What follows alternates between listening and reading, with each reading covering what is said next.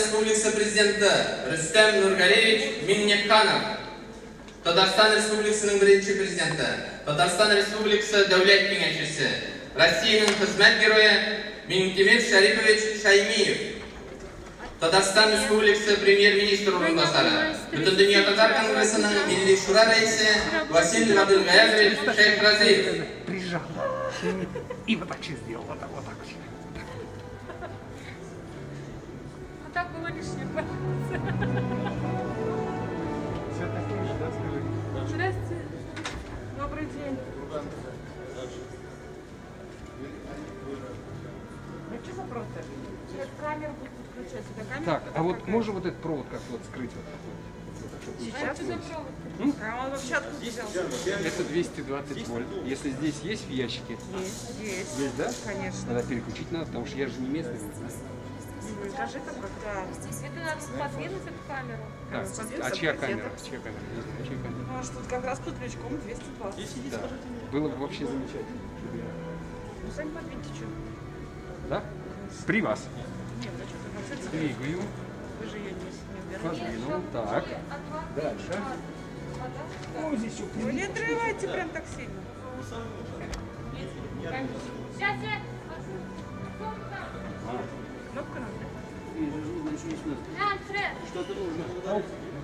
О, да. Он вообще не открывается. Я 3 дня назад просил. 3 дня ее не было. Вчера ее не было. Сейчас будем посмотреть. Вот это уже Ага. не Будем подключать и вот так передавать. Положи себе. Ну и вообще надо убрать это туда. Он к ним положить лучше. Вещать? Вещать? Ну как не бросить пока что в это? Зачем? Это мой, извините. Понятно. Я сейчас его здесь... Сложить? Да, обязательно.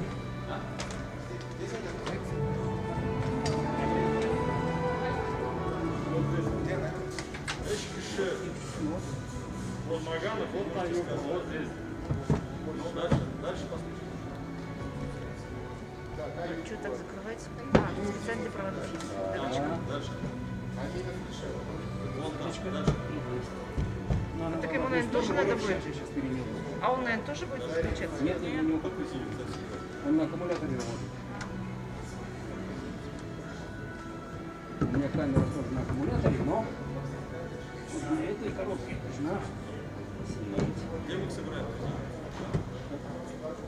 Вот я не смог, и не мешаю. И на родину. Все? Замечательно. Ларчик просто открывался. Да. Что, Дим, ты у вас приходишь, что ли? Или отсюда вообще не вылезает? Пока туда приходить еще не, мы же еще не работаем. А другие театры, по-моему, начали, да? Туда. Кто-то начал, еще у нас 5 только.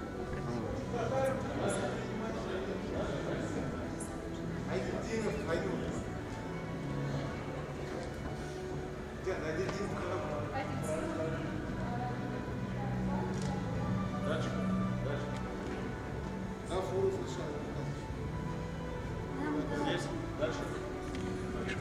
Нормально. Да. Да? У меня прямая, поэтому мне в любом случае надо до конца. А, прямая, да? Прямая. Все включилось, вы проверили? Вот же. Вы можете его в телефоне смотреть. Нет, имеется в виду, все там работает. Конечно, конечно. Я здесь. Где у меня Григорий Михайлович, интересно?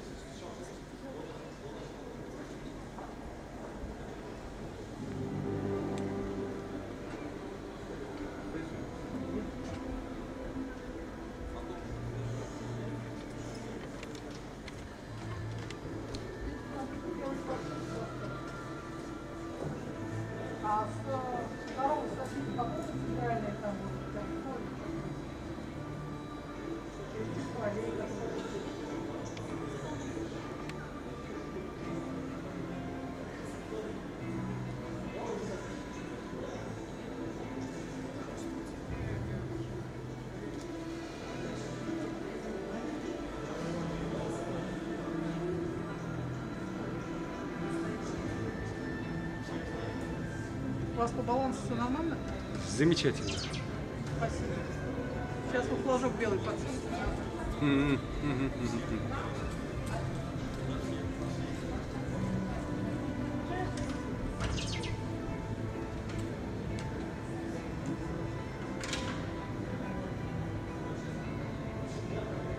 Делом его сделаем. Все, я временно пока выключаюсь.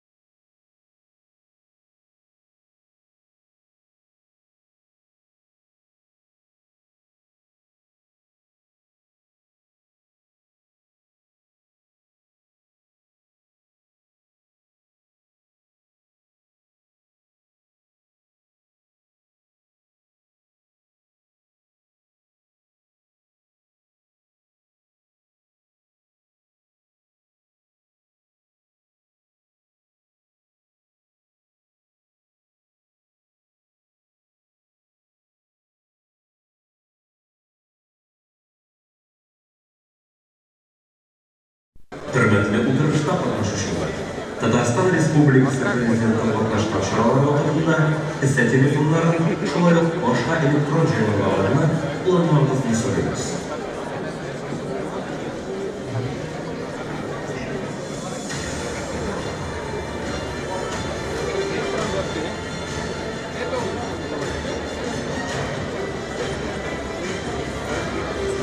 Привет. Поливаешь? Нет, кто поливает? Там что? Я поливаю.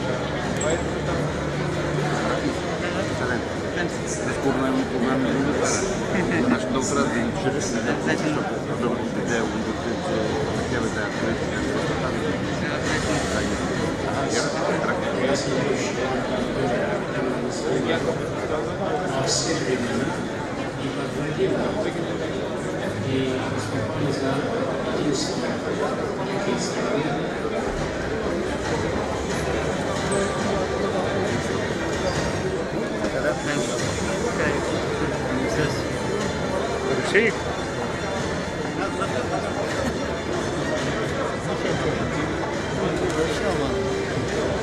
У нас где-то рядом, да.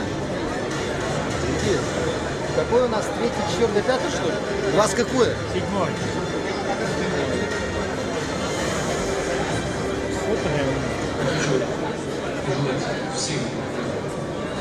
Давай сюда поближе.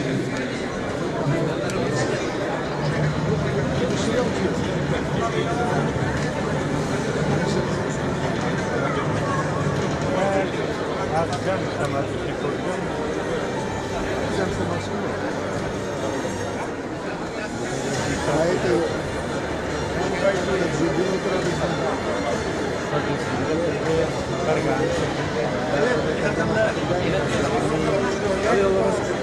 Син без автора создумчал на себя.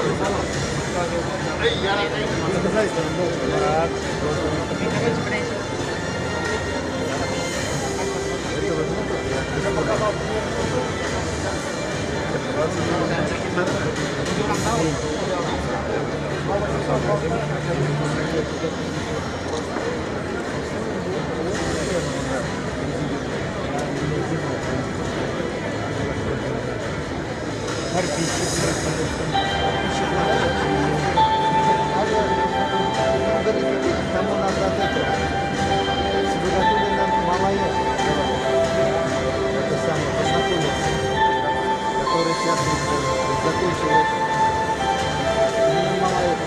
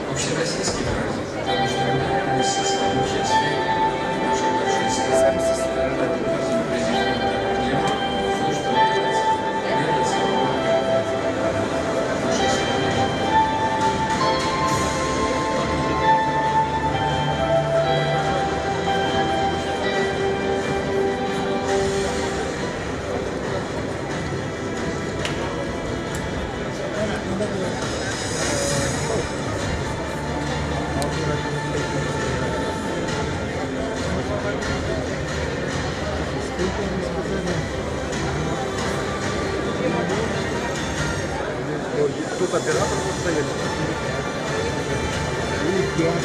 Больше 5 он докладывает вагончик, более 5, значит, на 2. Ну вот какая там вот он наехал,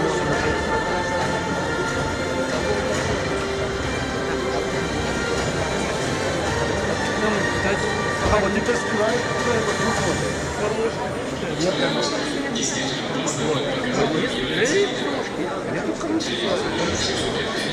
Вчерашняя работа вот, с головой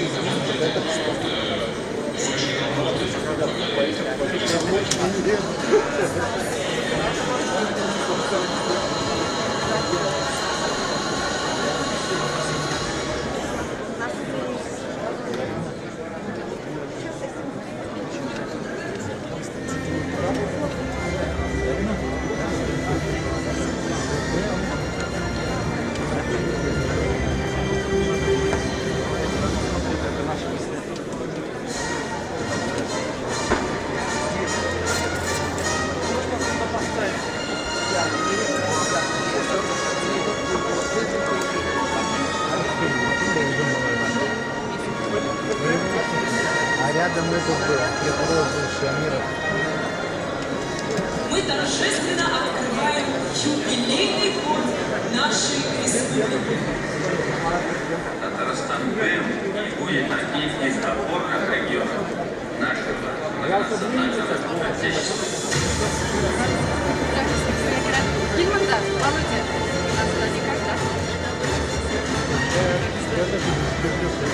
А может попасть чуть-чуть влево? Я привязан, у меня прямая трансляция. Ничего двигаться. Вы же нас тоже не любите.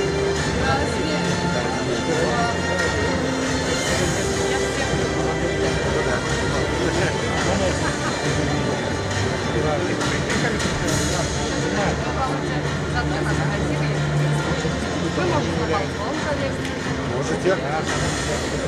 Кормушки все равно нет, так что может... Так что разница нет,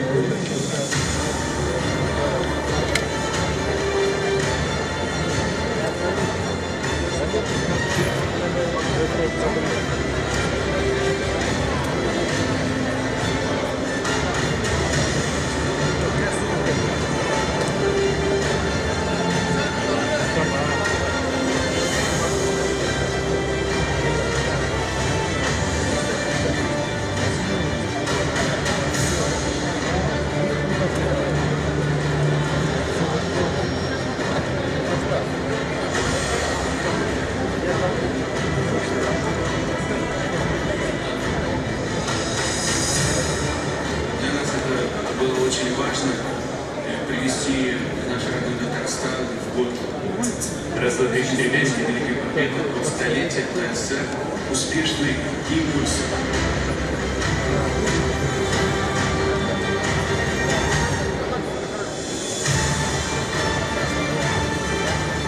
Далее изображена карта очертания границ нашей республики в лучах солнца.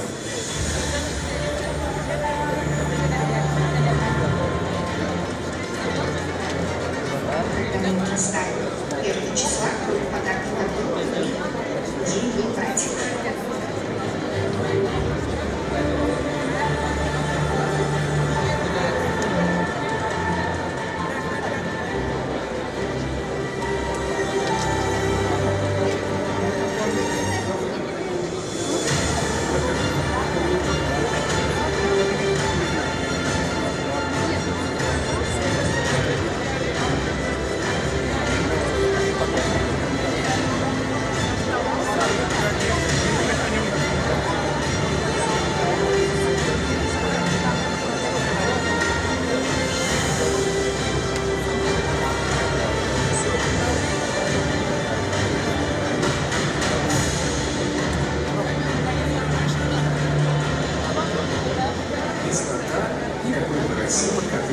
знаем, если мы тоже неблагополучны.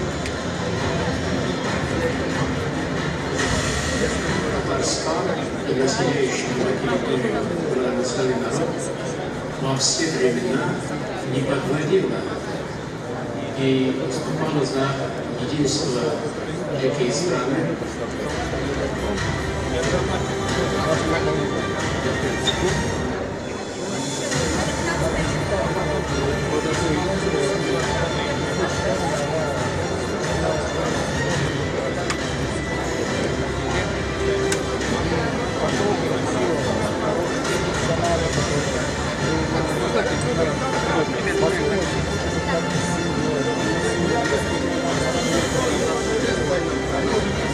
Хочу пожелать всем вам здоровья, тем жителям этих районов.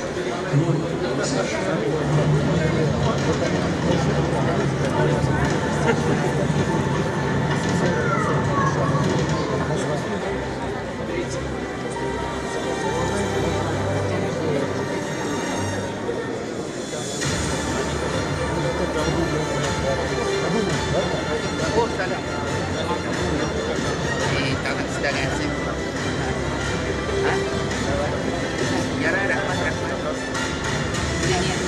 Açlandı mı? Gayet etmez.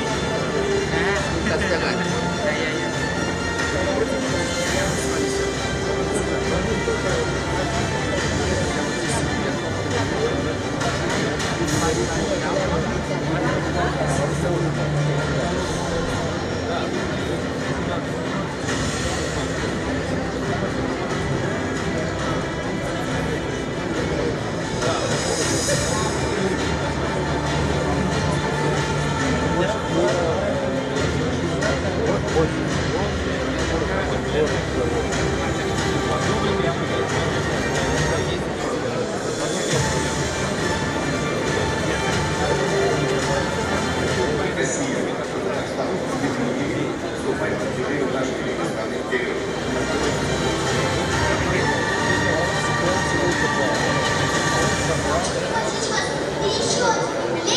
Посвященный нашей Родине, который пройдет в 2070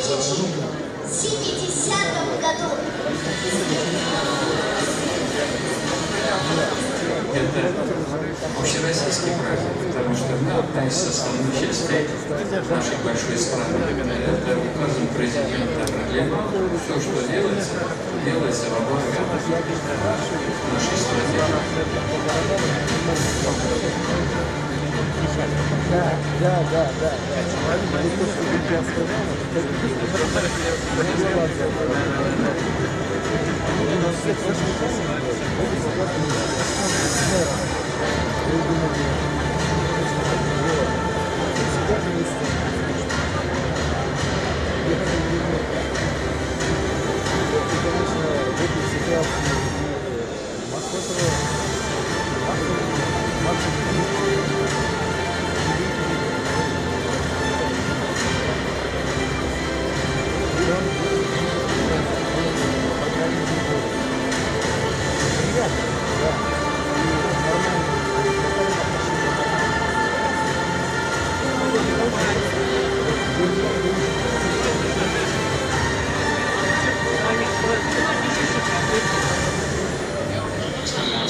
Действительно, основным показателем является лидер. Все субъекты федерации, и это так и есть. На самом деле так и есть. Лидер достигнут результаты важной работы во главе республики.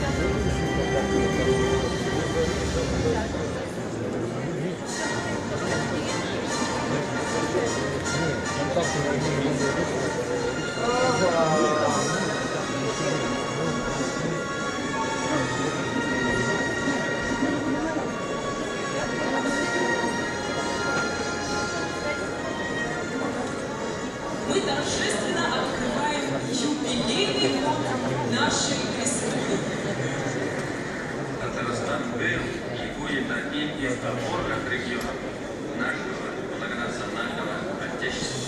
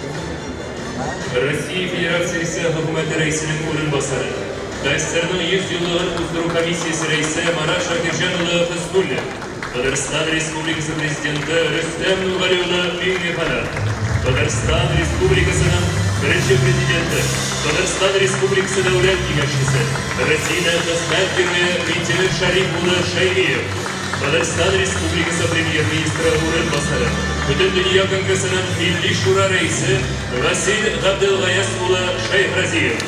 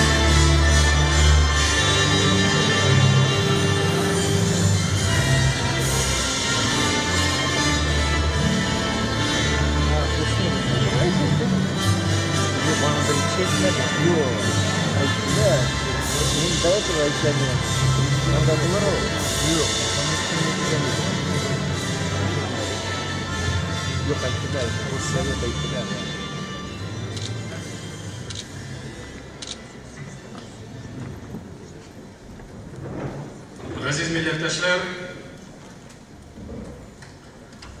бүген без барыбыз да рухланып, канатланып, Татарстанның баш каласы, мәркәзебез Казанда җыелдык. Халкыбыз Татарстаныбызның 100 еллыгын бәйрәм итә. Барыгызны да шушы бәйрәм белән котлап, бөтен дөнья татар конгрессы исеменнән кайнар сәламнарны җиткерәм.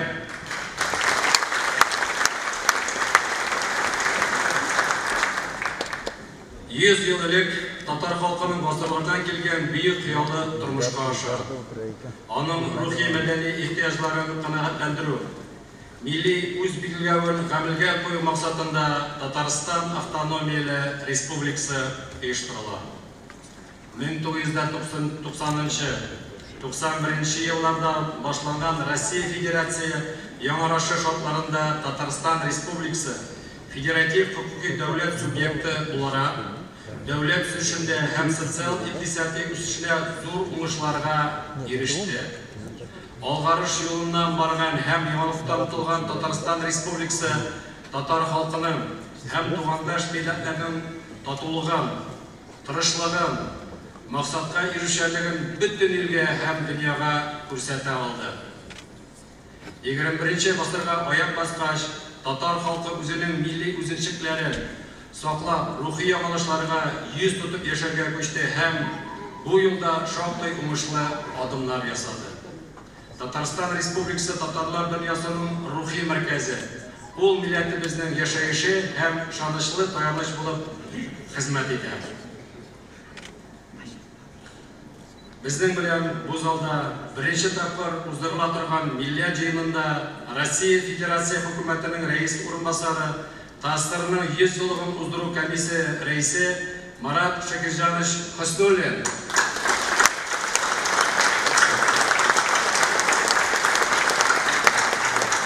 Татарстан Республикасы президенты Рөстәм Нургалиевич Миңнеханов,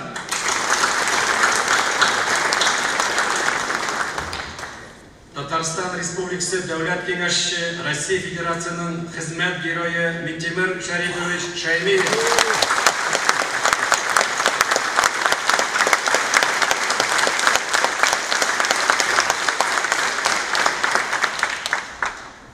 Татарстан Республикасы Дәүләт Советы рәисе Фарид Хәйлович Мөхәммәтшин, Татарстан Республикасы Президенты аппараты җитәкчесе Әсгат Ахмедович Сафаров,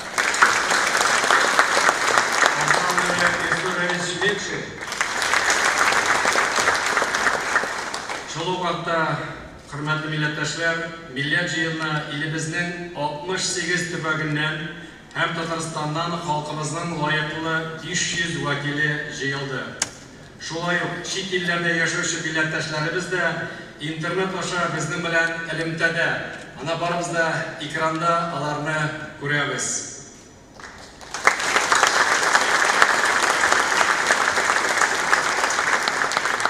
Елгы иң мөһим вакыйгаларга искиткеч бай ел булды. Бөек җыелуның 75 еллыгы әлбәттә шулар арасында айрым урын алып тора. Халкыбыз фронтта да, тылда да батырларча көрәште, сынатмады. Быел бөек җыелуның 75 еллыгын билгеләп үткәндә баш калабыз Казанга хезмәт даны шәһәре исеме бирелде. Бу әлбәттә зур дәрәҗә. Барыбызны да шушы уңышыбыз белән котлыйбыз. Бөек Ватан сугышы вакытында безнең милләттәшләр үзләре ягыннан нык сугышып, үзенең илләрен сакладылар. Күп кенә геройларыбыз бар. Шул вакытта татар халкы өчен ул геройлык эстафета бер вакытта да өзелмәде. Безнең белән бергә шуларның берсе танылган милләт каһарманы, Россия герое, гражданнар авиациясе пилоты Дамир Касимова Юсупов.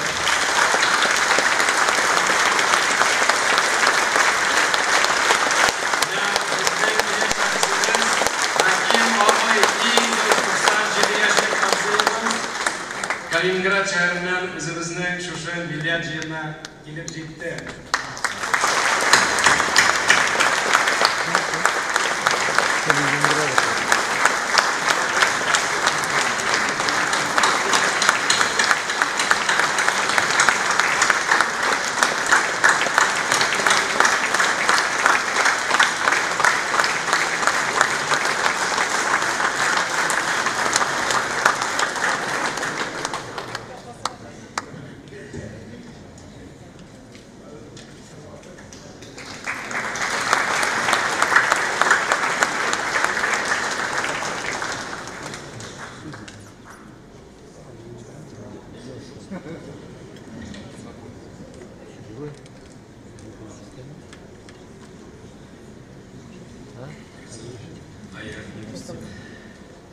Шәрәфле кунаклар арасында Россия Теннис Федерациясы президенты, талантлы тренер Шамил Әнвәруллин Тарпишев, Олимпия чемпионы Гүлнара Искәндәр кызы Сабитова Галкина. Бүген безнең арада күп санлы татар интеллигенция вәкилләре утыра. Безнең белән зон аркылы элемтәдә бөек галимебез, танылган астрофизик, физика, математика фәннәре докторы, профессор, күп санлы халыкара премия лауреаты Рәшит улы Сүнәев. Россия фәннәр академиясе академиги, океанология институтының баш фәнни җитәкчесе Роберт Искәндәр улы Нигъмәтуллин. Садри Максудинның қылығы фәннәр докторы Гүлін ханым Пултар. Профессор, шағир, ғалим, танылған жәмәғатшылық ісі Алматы өлкәсінің татар һәм башқұрт мәдәнияты жәмғияты рәйсі Гриф Хайруллин. Американың Висконсин һәм Қазақстанның Назарбаев университетінің профессоры Юлай Шамил Павлы һәм бик күп башка шәһәрләр катнашалар. Безнең бөек галимнәребезгә ышанычлы алмаш үсә. Соңгы елларда бөтен фәннәрдән татар телендә укып, милли мәктәп тәмамлап, бердәм дәүләт имтиханнарын барысында 100 балга тапшырган Казан шәһәренең Казан федераль университеты каршындагы Шәһәрдин Мәрҗани исемендәге 2-нче татар гимназиясе тәмамлаган Рамил Баһавиев һәм Куркара районы Ядегән авыл мәктәбе укучысы Инсаф Файзрахманов та безнең арада. Кайда безнең ул егетләр? Күтәрегез. Әйдәгез аларга хуплап, аларга яңа Безнең шарада һәм безнең белән элемтәдә дөнья буйлап сибелгән халкыбызның берләштереп торучы йөзләрчә татар иҗтимагый оешмаларының җитәкчеләре һәм әгъзалары. Аларга һәр даим ярдәм итеп торучы милли җанлы эшмәкәрләр, безнең белән кулга-кул тотышып эшләүче татар дин әһелләре вәкилләре, татар яшьләре, шулай республиканың дәүләт эшлекләре, шәһәр һәм район башлыклары катнаша. Милләт җыенының катнашучылар арасында дөньяның иң данлыклы сәхнәләрендә чыгыш ясаучы артистлар, музыкантлар, бөек сәнгать әһелләре бар. Президиумда шуларның бер вәкиле Россияның һәм Татарстанның халык артисты, Татарстан Республикасының Габдулла Тукай исемендәге дәүләт премия лауреаты профессор Зилә Даян кызы Сөнгатуллина бар.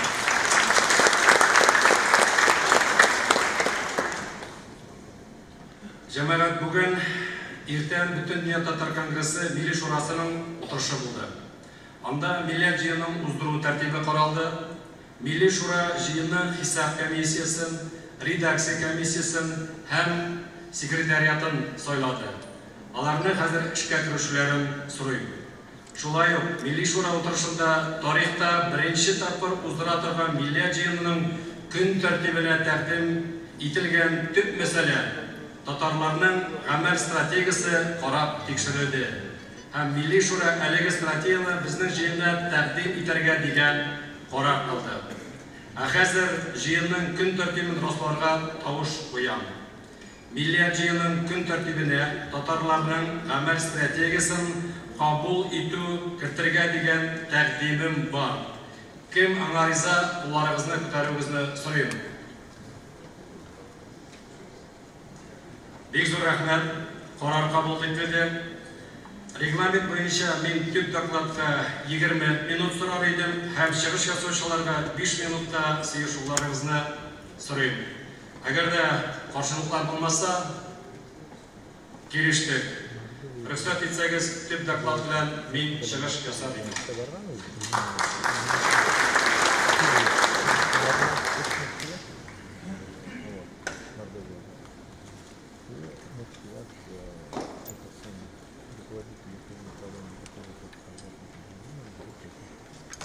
Hürmetli milletvekiller,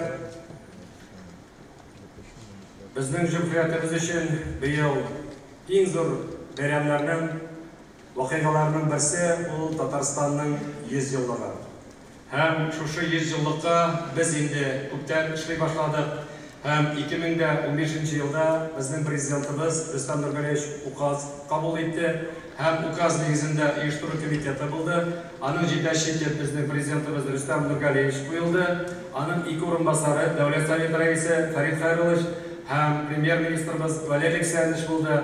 Hükümet җитәкчеләре, bizning ministrlar, rayon hem şehir başlıkları şu komissiyaga kirib, bizning эшмәкәрләр biz işni başlap җибәрдек. Hem şu vaqtda bizning Tataristan için big zor ул javobli ish bo'ldi. Rossiya prezidenti Vladimir Vladimirovich ukazi negizinde bizning federal uyushtiruv komiteti bo'ldi. Hem endi mana bu yil hukumat alıştırgandan so'ng bizning Premier Ministrning o'rinbosari Marash Akizjanov Pustulin şu uyushtiruv komitetining raisi bo'ldi. Bu bizning uchun vaqtdan da zo'r g'ururlik hem zo'r javoblik.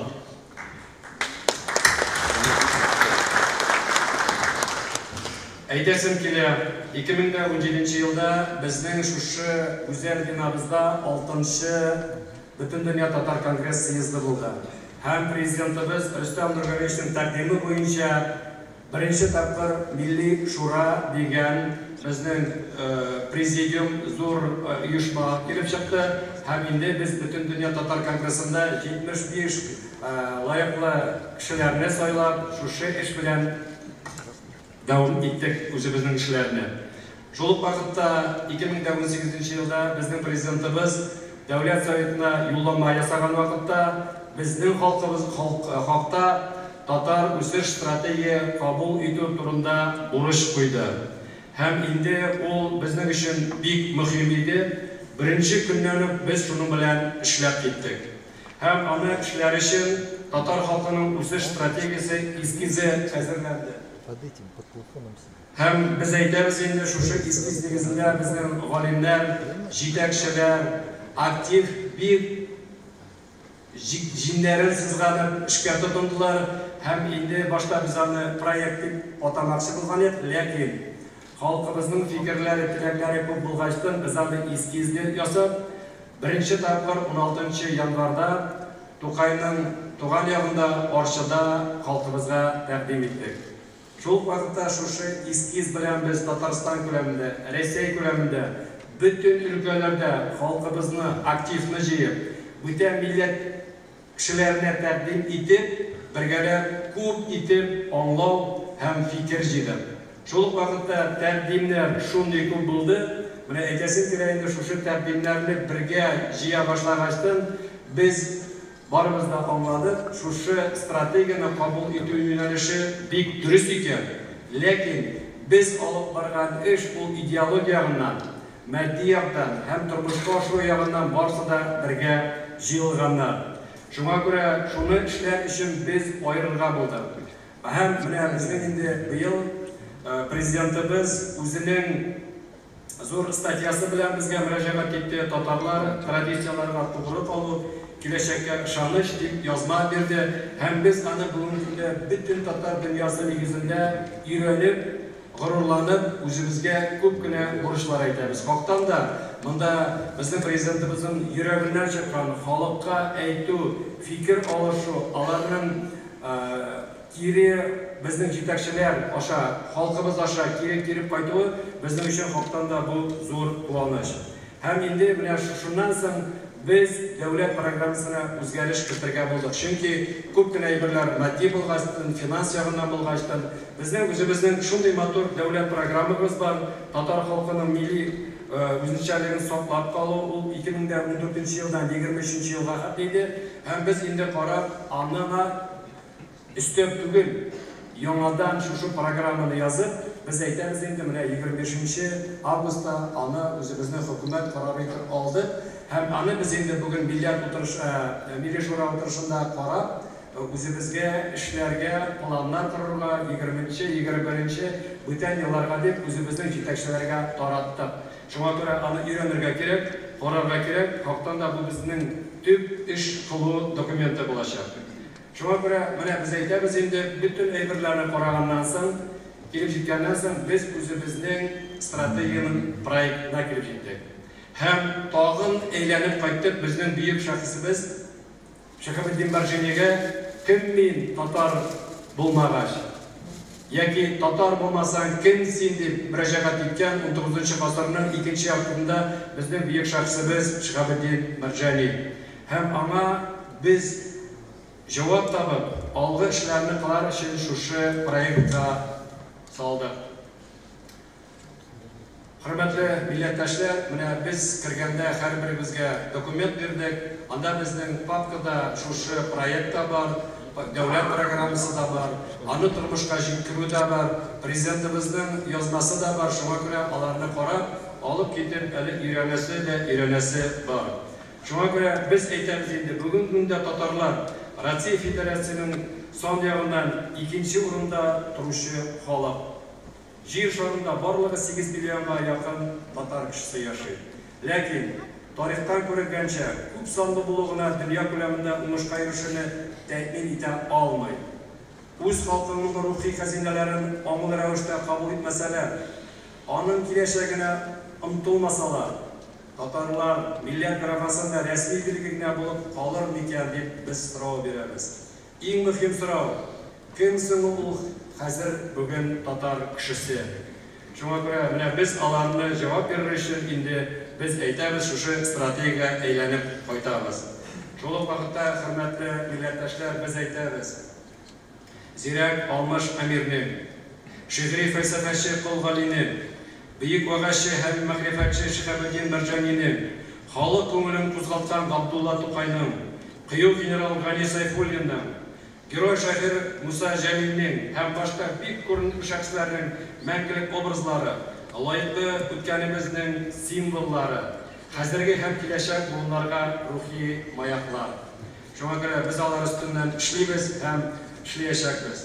Шул вакытта без әйтәбез инде, татар халкының киләчәге безнең һәрберебездән, эчке максатларыбыздан, омтылышларыбыздан һәм хәмәлләребездән тора.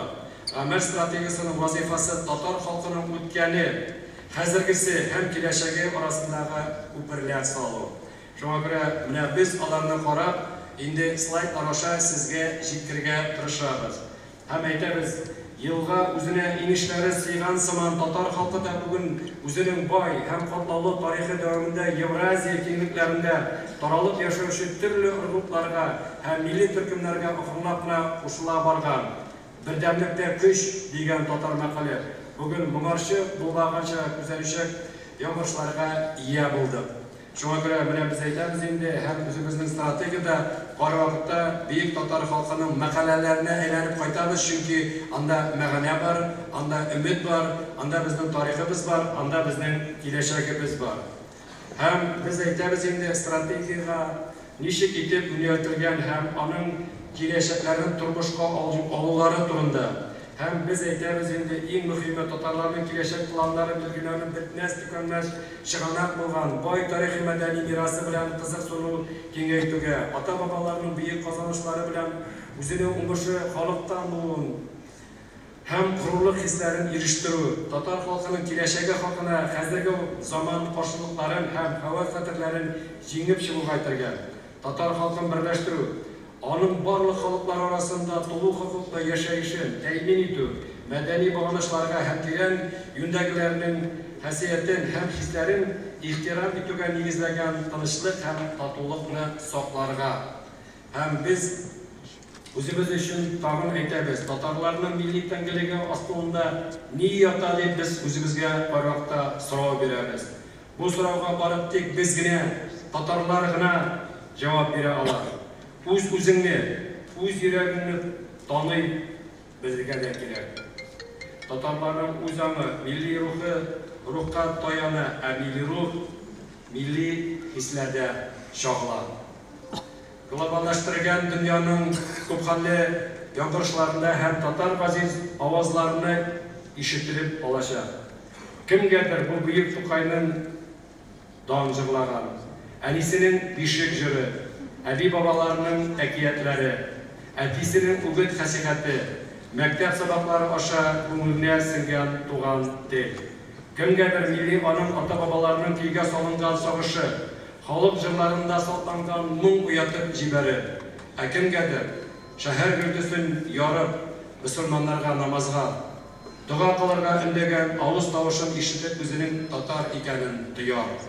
Шуңа күрә без һәр вакытта әйтәбез, иң беренче безнең өчен ул милли рух. Милли рух дигәндә ул татарның эчке мин дип әйтүе. Милли рух татарның киләчәк буыннары өчен илһам, дөнья күргән уңышлар һәм яңа ачышлар чыганага. Татар булу, үзеңне татар дип хис итү. Шул вакытта без дөнья дигәч, татарлар Татарстанда, Россия күләмендә, бөтен дөньяда яши һәм инде бөтен дөнья татар конгрессы ягыннан әйткәндә, безнең 43 дөнья илендә безнең үзәкләребез, диаспораларыбыз, автономиялар бар. Алар 460 оешмага оештырылганнар.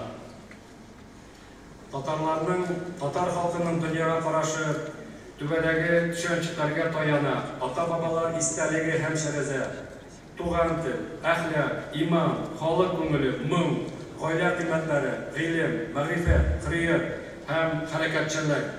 Татар кешесенең милли асылы буларга кабул итү һәм буларга кушылу дәрәҗәсенә карап билгеләнә.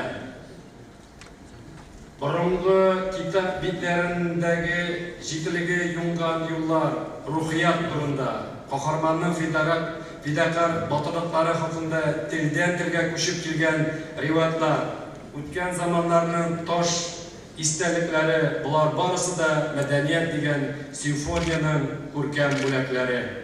Аны үз ноталарыбызга кертү, балаларыбызны да шунда тарту һәрберебезнең әхлаки бурычы. Менә иң мөһиме бүген кичә һәр вакытта үтәргән сорау ул тел. Кеше телсез була ала, ләкин милләт телсез була алмый. Тел бөтен дөнья татарларының иң зур мәдәни байлыгы. Аның нигезендә туган татар мәдәнияте, театр, музыка сәнгате, сынлы сәнгать һәм башкалар рухи хәзинәләрне кабатлап, яңартып торырга һәм татарларның милли тәңгәлеген саклап калырга ярдәм итә. Тел тарихи мирасның ачкычы, мәдәни процессларның үзлектәге һәм халыкның алга таба үсеше шарты. Татар теле иң изге хисләребезне белдерергә ярдәм итүче остаз һәм дус.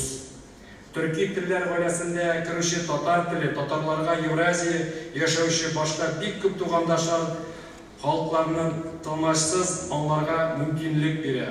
Мәдәният һәм икътисади өлкәсендә хезмәттәшлек урнаштырырга булыша. Нәкъ менә тел дигәндә без әйтәбез инде тагын татарның бөек мәкале буенча телләр белгән, илләр белгән. Менә безнең иң зур байлыгыбыз тел дигәндә хактан да үзбәкләр, кыргызлар, таҗиклар, төрекләр, без барыбыз да утырып сөйләшкәндә бер-беребезне аңлыйбыз. Әгәр дә без татар халкын 8 генә миллион дисәк, без күбесен 30, 25, 35% булабыз. Аларны карагыз, күпме халык без 100 миллионлык халык белән үзебезнең телебез белән аңлашып, алар белән кирәк әйберләрне җиткереп кире алабыз. Һәм инде без әйтәбез һәр вакытта да мәсләк һәм иман кушканча эш итү дип. Хактан да нәкъ мәсләк һәм иман кешеләргә терәк була. Тормыш сынауларын җиңәргә көч бирә. Шуңа күрә без әйтәбез инде аларга таянып, бергә кул төшеп, бергә эшлибез һәм алга барабыз. Халык күңелен һәм мутлык саклау буенча күп эшләр эшләнә. Үзенчәлеге татар мәдәни күп төрле җирлегендә кешенең эчке матурлыгын, ниятләре сафлыгын, максатларны игелеген ачып бирә. Жанга якын халык көйләре, Илһам Шакировның гаҗәеп тавышын һәм заманча җырларны татар мәшһүр пентатоникасын берләштерә. Хактан да безнең өчен зур горурлык, мөмкинлек. Без инде дөнья күләмендә һәр вакытта да үзебез арада, фестивальләрдә очрашкан вакытта һәр вакытта да татар җырларын җырлыйбыз. Һәм Аллаһ теләсә бүген дә үзебезнең милләт җыелып үтергәндә бөек шәхсебез Абдулла Тукайның иң туган тел җыры белән тәмамларбыз. Безнең өчен зур байлык, ләкин җаваплыкның үзәге ул татар гаиләсе.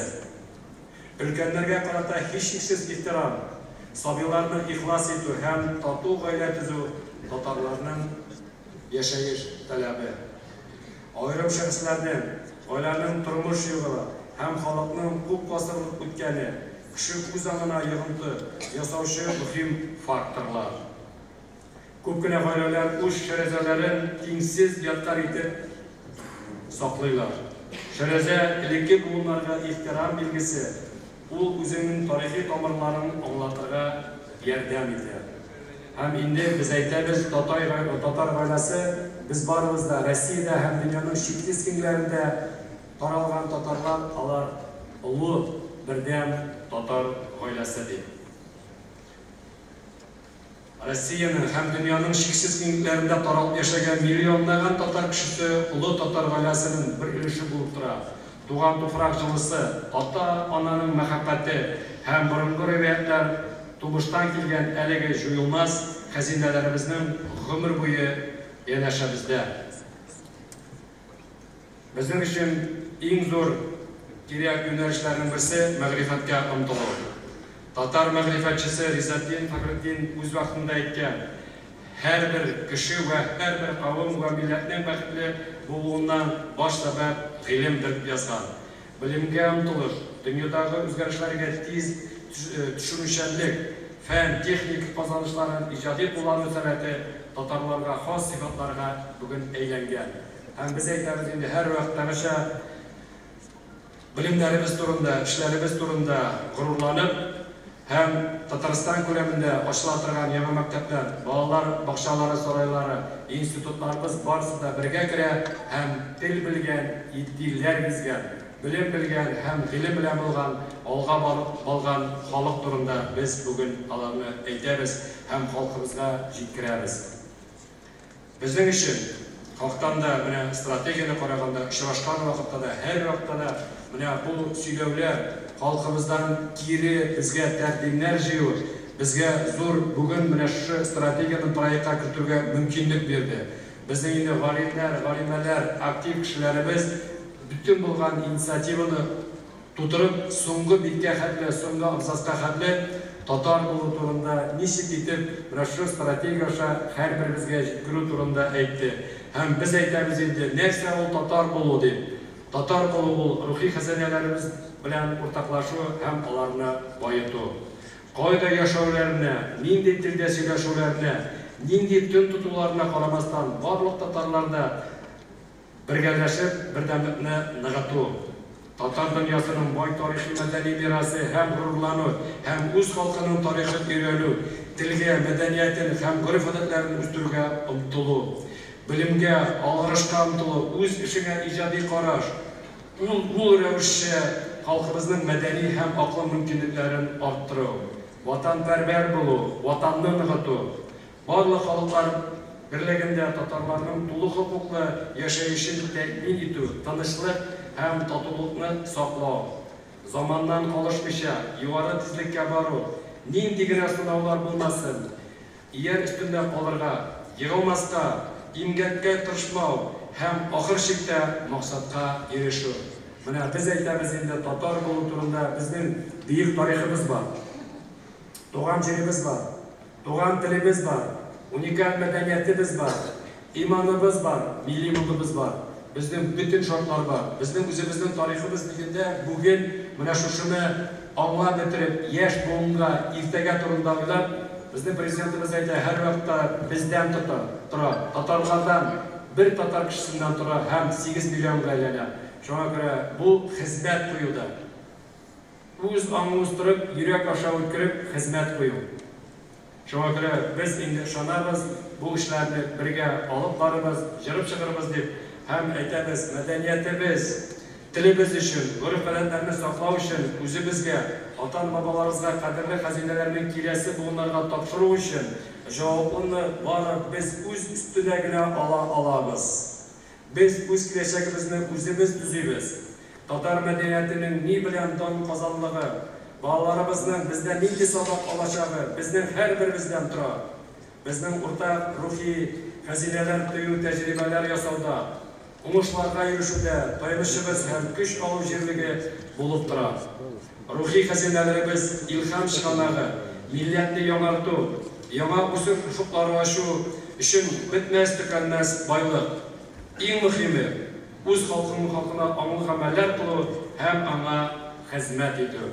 Һәм без әйтәбез инде, әгәр без барыбыз да аңлап, иң беренче тагын әйтеп кайтам, 19-нчы гасырның уртасында Мәрҗәнинең әйткән, кем син, татар булмасаң дип, без һәр вакытта әйтербез, без татар.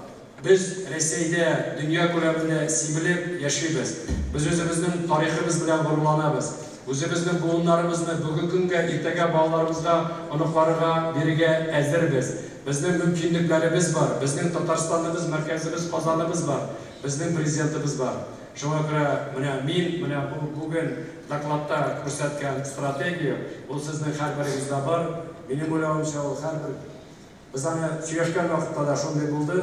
Йөрәккә ятып, кабул итеп, үзебез кулга кул төшеп, үзебездән башлап тормышка ашыру ул бездән тора.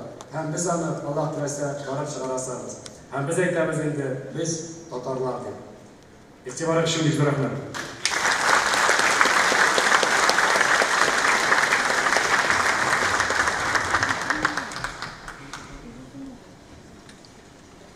Қазір енді құрметті милләттәшләр, чыгышларга күчерәбез.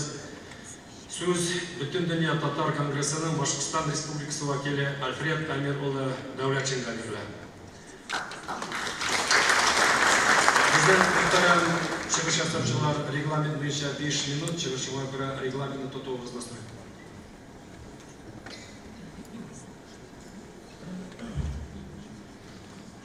Bismillahirrahmanirrahim.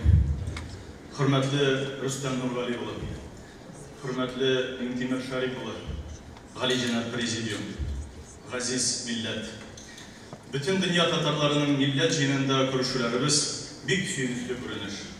Sağma millet jiyini. Bütün yolgalarının suyu dengiz daryalarga bargan kübük, bütün Tatarının көңілі Kazan başkalımızga yönergen. Tatarstan, jidin sin bizni güçlü ruhun bilen irkelep. Bizning halkımız jir yüzüne birtük bulup taralıp yaşayan halk. Rusiyanın her tübeginde biz kilimşak da diasporada tugul. Kaydagına bolsalar da milletteşlerimiz birleşip, toplanıp yaşayın. Dünyanın hem Rusiyanın barşa Tatar tübek uyuşmaları isimden Tayskar'ın 100 yıllığı hem Yamargan Tatarstan'ın 30 yıllığı bilen can yürekten tebrikliyiz.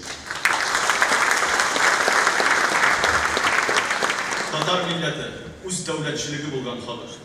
Devletçilik Tatarını yukarı medeniyetli millet derecesine ko'tarib, onun yaşayış rəvişine zor özgarışlar alıp kelgen. Bu tradisiyalar bugün de saklanır.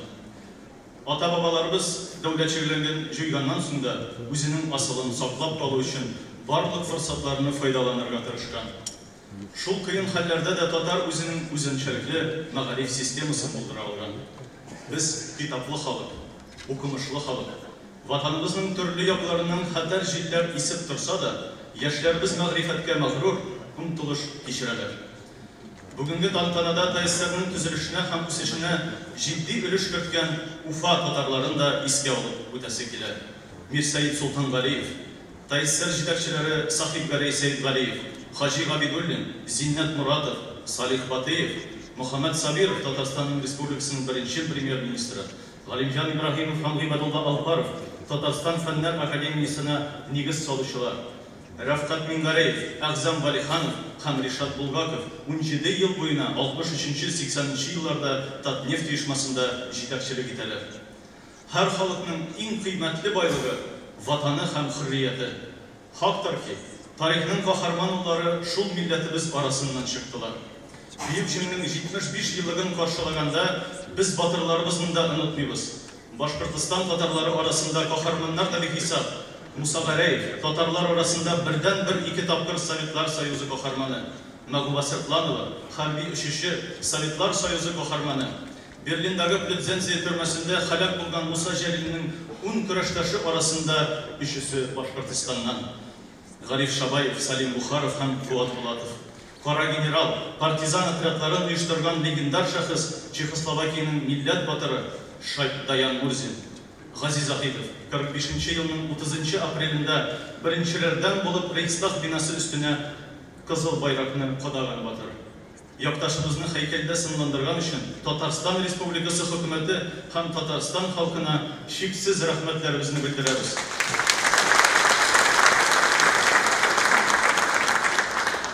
Tınışlık ol soğuş bulmağına tügül.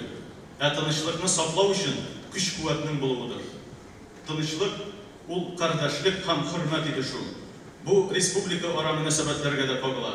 Şunun güçlü dalili de 27 avgust gününde Kazan merkezimizde halk şahirimiz Mustay Kerim'ge heykel açılığıdır. Halkımızın turmuşu bir türlü ahlaki kanunlarga, kagidelerge kurulgan. Biz bit sabilarımız tuganda bir türlü dua bilen karşılıyız. Hem ahiretke düşkenlerimizni bir türlü dua bilen uzatarız. İl atamız Rüstem Nurgaliyoğlu'nun tuğan tilimiz hakkında saf hisli müracaatı yüreklerden yüreklerge kapka açtı. Her hasırının, her davrının hal ituga jidleşken meseleler bular. Mena şularının birisi 21. asırda tuğan tilimizge kelgen bir afattir. Biz bit uz ilimizde үз жеребездә, үз өебездә, үз көебез булсын дип гомер кичерәбез. Татар халык мәкалендә сандугач оясында сайрый диләр. Ни өчен соң әле безнең йорттагы сандугач безнеңчә сайрамый? Уфа мәркәзебездә ата-аналар мәктәпкә балаларын тапшыралар да, безнең баланы туган тел дәресләренә йөртмәгез, туган тел безгә кирәкмәс дип әйтә салалар. Күрәсез, кәкре агачының шәүләсе туры булмас. Уфа шәһәре Ихлас мәчетебездә бу мәсьәләне инде ширек гасыр фикерлибез. Һәм бүтән мөмкинлекләр белән туган телебезне сакларга тырышабыз. Чөнки гайрәт бездән, уңышлары Аллаһыдандыр. Галимҗан Ибраһимовның туган телгә багышланган шундый сүзләре бар. Тел уйлауның коралы, уйның калыбы. Миллият бинасының нигез ташларынан иң ныклысы тел. Телнең ичендә халыкның рухы, моңы, уй һәм тойгысы яшеренгән. Ватансыз милләт башкаларга буйсынып яшәр. Милләтсез ватан чүгәчәк, таркалачак. Динсез бер милләт һичшиксез изеләчәк. Халкыбызның авыз җәүһәрләрендә әйтелгәнчә, ком җыелып таш булмас, кол җыелып баш булмас. Аллаһка шөкер, Казан калабыз таш кала, күп калага баш кала.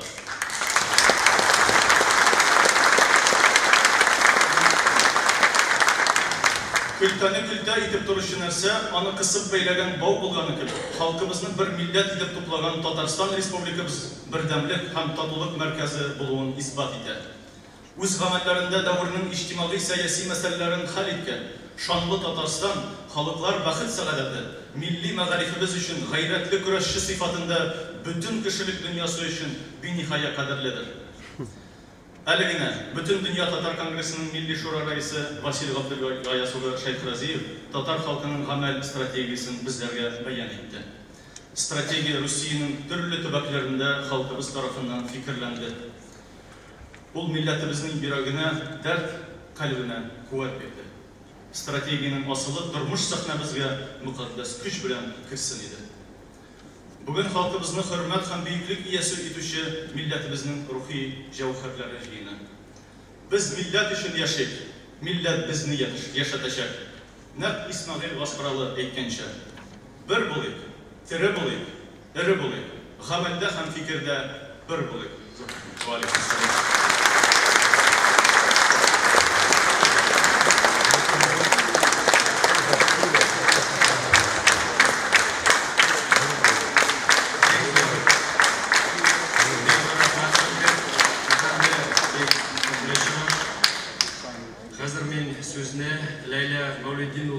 Мөхәммәтшинга бирдем, ул безнең Омск өлкәсе Бочаричи муниципаль районының Әл-Улякүл авыл җирлеге башлыгы.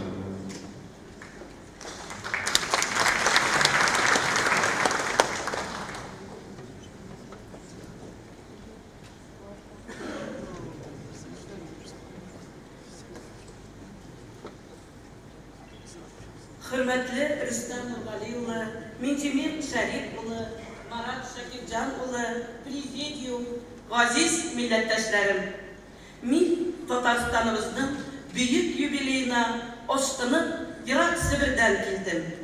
Бу җыен безне кабат мәркәзебез Казанга җыйды. Себер белән Татарстанның бердәмлеге гасырлар буе дәвам итә. Иң әһәмиятлесе Татарстанның 20нче гасыр башында ук Себернең барлык татарлар яшәүче төбәкләренә белгечләр җибәрүе.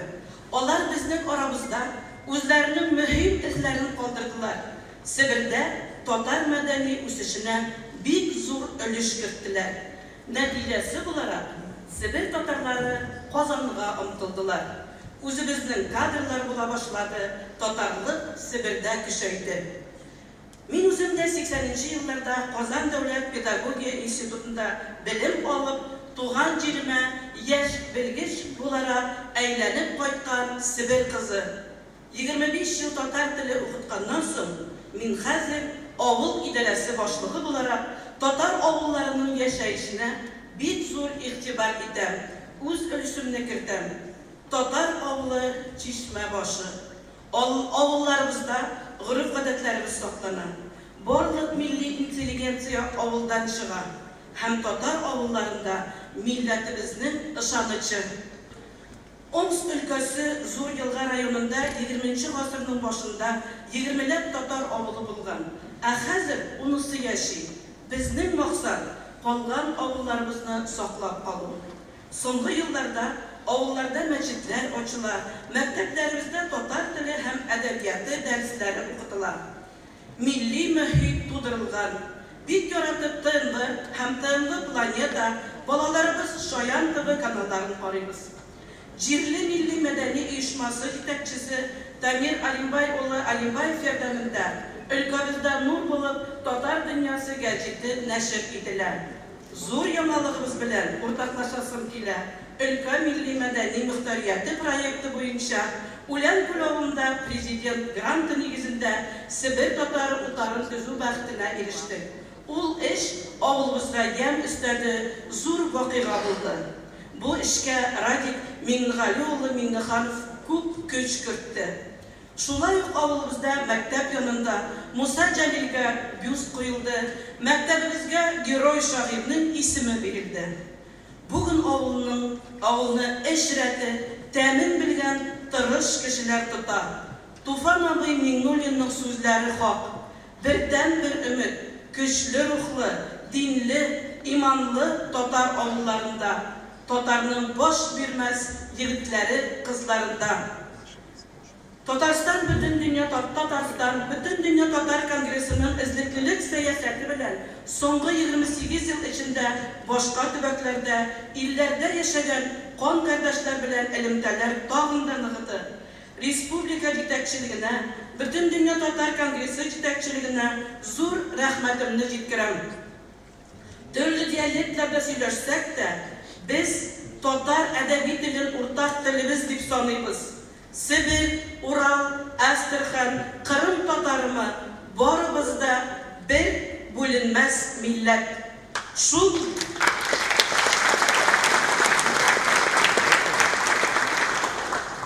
милләтебезнең рухи, мәдәни үзәге Татарстан, Казан.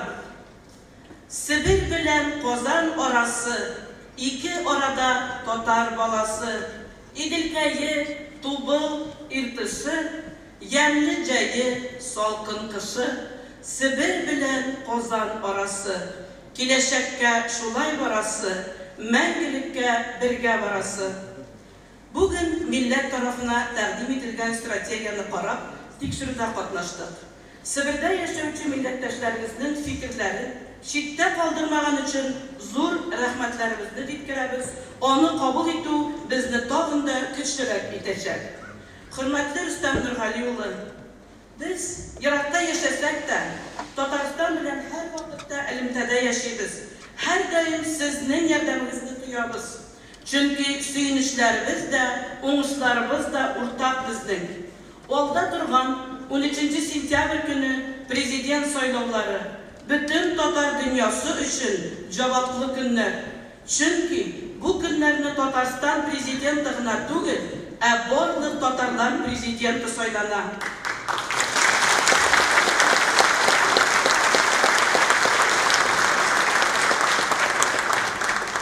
Ә безнең өчен ул сүз Рөстәм Нургали улы.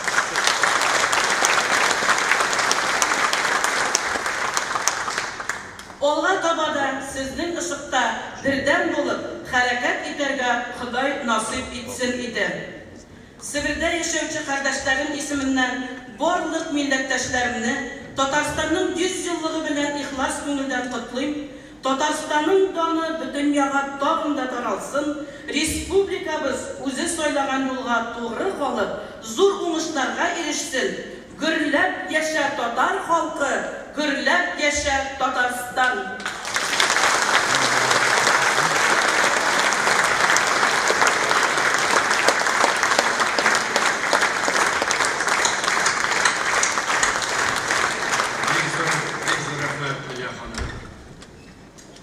Сөз дөнья күләм танылган астрофизик, Россия Фәннәр Академиясының хакыйкый әгъзасы, физика-математика фәннәре докторы, профессор, күп санлы халыкара премиялар лауреаты Рәшит Әли улы Сүнеев кабирле.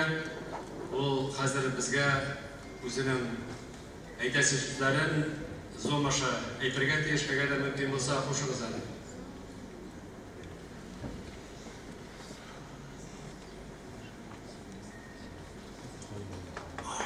Надеюсь, что меня слышно.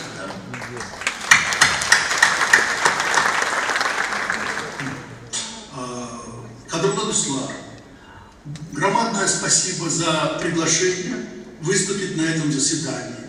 Это громадная честь для меня. Прошу прощения, что я выступаю на татарском, не на татарском. Я родился и вырос в Ташкенте, где татарские школы были закрыты еще в 30-е годы. Но мои бабушки и деды, отец и мать всегда говорили со мной дома по-татарски. Помогало и то, что в школах был обязательный узбекский. Был рад, что, заходя домой к друзьям-узбекам по школе, я мог сказать несколько фраз и ответить на их вопросы, на вопросы родителей, моих друзей и их родственников. Они все знали, что я татар балас. И сейчас, когда я сильно устаю, смотрю в записи спектакли театра имени Камала, новости на татарском по ТНВ, на интернете, слушаю любимые с детства романсы Рустама Яхина, песни Рашида Вагапова, Ильгама Шакирова, Хайдара Бегичева. Спасибо за это Казань. Татары раскиданы по городам громадной России и многих стран СНГ. Сейчас десятки тысяч татар учатся и работают в странах дальнего зарубежья. Важно, чтобы в республике знали и помнили о них. В 17 лет я уехал из дома в Ташкенте учиться в московских физтех. 8 лет жил в студенческих и аспирантских общежитиях, пока мой научный руководитель, трижды герой социалистического труда, академик Яков Борисович Зельдович, один из создателей ракетно-ядерного щита нашей страны, не пробил мне московскую прописку и малюсенькую комнату в коммунальной хрущевке. Но я могу сказать, что я благодарен Москве, замечательному городу, где я нашел свое место. У меня 3 сына и дочь, 6 внучек и 2 внука. Для меня очень важно, чтобы они все помнили о своем народе, о жизни, знали историю и жизнь своего народа, ездили, знали язык и приезжали в республику, старались помочь ей, чем они могут. Сегодня на заседании Милли Шуры профессор Шамиль Аглу, известный тюрколог, говорил о важности интернетных курсов и программ по обучению детей родному языку. Курсы, статьи в интернетных журналах – это важнейшая часть работы Казани с диаспорой. И очень важно для нас, чтобы республика продолжала уделять этому внимание. Большое спасибо казанским историкам за то, что они вносят в это дело громадный вклад. Мы все должны знать историю своей семьи, своих сел и городов, своей республики, всей России и мира. 100 лет – это громадный срок.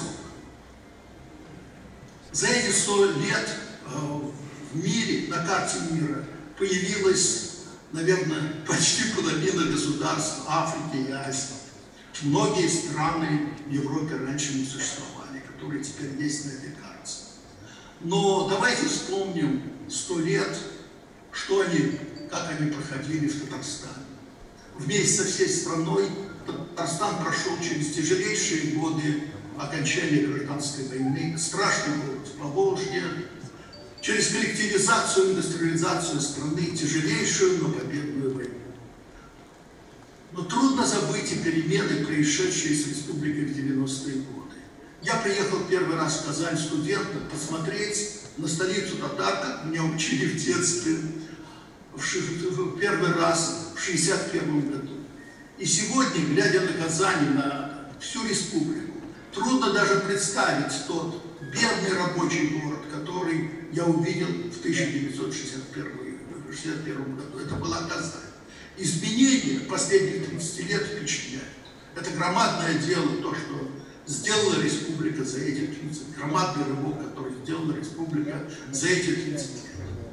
Мне приходится много ездить с докладами по лучшим университетам мира, и обязательно после каждого доклада ко мне подходят люди, выходцы из России, и обязательно кто-нибудь говорит, что он татарстанец или татарин, рассказывает, чем он занимается в этом замечательном университете. Мы должны помнить об этих людях, немало добившихся в своей жизни, способных поделиться с казанскими учеными, с республикой своими знаниями. Тесная связь с диаспорой, в которой многие тысячи очень сильных ученых и специалистов в разных областях техники, может оказаться очень важным. Я хотел бы поблагодарить Ментимира Шариповича, первого президента Татарстана, за его роль в создании Академии наук Республики. Хочу сказать о науке, которую мы делаем сейчас, и сейчас расскажу немножко об этом за пару минут, о той науке, которую мы делаем совместно с казанскими учеными, членами этой академии. Но я член сейчас Национальной академии наук США, Национальной академии наук Германии, Королевского общества Великобритании, колоссального количества других академий и научных обществ всего мира. И хочу вам сказать, что во всем мире люди понимают, что академии дают очень большой вклад в дело каждой из этих стран.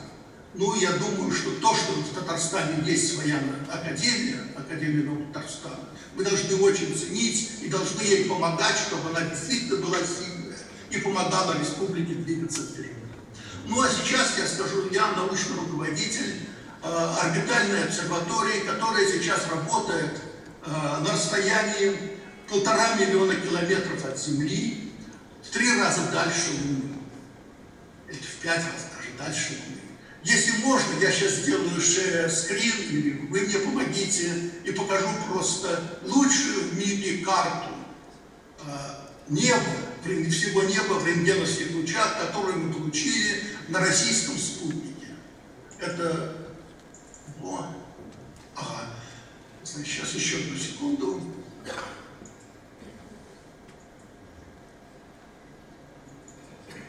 Вот, это наш спутник, замечательный спутник спектр РГ, сверху российский телескоп ART-XC, сделанный во Всесоюзном ядерном центре в Сарове и в Институте космических исследований в нашем отделе в Москве. А внизу стоит Ярозита, замечательный немецкий телескоп, тоже с оптикой косого падения. Вот карту, которую я покажу вам, сделан этот немецкий телескоп. И это вот спутник-навигатор, который сделан в НКО имени Лавочкина. Видите, он не маленький, рядом здесь вот стоят 2 человека. Ну и покажу вам саму карту, которой мы очень гордимся. И вы видите, здесь, на этой карте, есть миллион источников рентгеновских, которые мы открыли. И это примерно в 2 раза больше, чем полное количество рентгеновских источников, которые были открыты за 60 лет рентгеновской астрономии. У нас их в 2 раза больше сейчас, и будет еще раз в 8 больше, когда мы закончим в течение 4 лет нашу программу сканирования всего неба в рентгеновских лучах. Ну и я скажу вам сразу, важнейшее открытие наше сейчас, это вот здесь в центре, в самом центре этой картинки находится, вот внизу написано, центр галактики, сверхмассивная черная дыра с массой в 4 миллиона солнечных масс. И вот вы видите, как она выбрасывала и на север, и на юг, это галактические координаты, колоссальное количество газа и космических лучей. И вот мы построили лучшую карту еще этих выбросов, измерили сколько, когда это произошло. Это тоже важнейший научный результат. А вот маленькие точки, не знаю, видите ли вы их, но здесь около 1 миллиона точек. Это рентгеновские источники, 200 тысяч из них это короны, как вот есть солнечная корона, короны звезд, достаточно близких звезд, но которые в сотни тысяч раз ярче в рентгеновских лучах, чем наше Солнце. И здесь, на этой карте, 750 тысяч сверхмассивных черных дыр квазаров. Ну и я говорю это вам, потому что сейчас группа лаборатории астрофизики в Академии наук Татарстана. Лучше туда не заходить, у нас регламент. Да-да, я сейчас... Это еще на 3 часа. Да-да, сейчас я кончаю. Я хочу вам сказать, что сейчас вот казанские ученые определяют красное смещение объектов этих квазаров здесь, и мы видим эти квазары, которые в 5-7 раз моложе, 20 раз моложе, чем наша Вселенная сегодня. Это все равно, что посмотреть на мою картинку в 4- или 5-летнем возрасте. Вот такими вещами мы занимаемся вместе с Казанью, вместе с казанскими учеными. Очень рады, что они во главе с Ченкорным, Татарской академии наук, Ильфаном Бекмаевым и академиком Наилем Сахибуллиным вносят большой вклад. Жизнь продолжается, на глазах растут молодые люди, с ними растет и республика.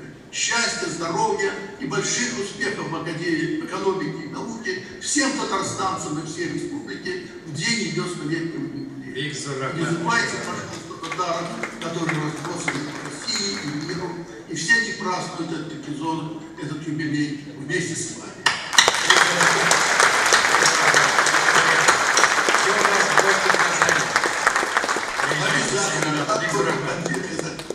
Қазір құрметті билетташтар, мен сөзіне Россия геройы, граждандар авиация пилоты Дамир Қасимұлы Есуфовқа беремін.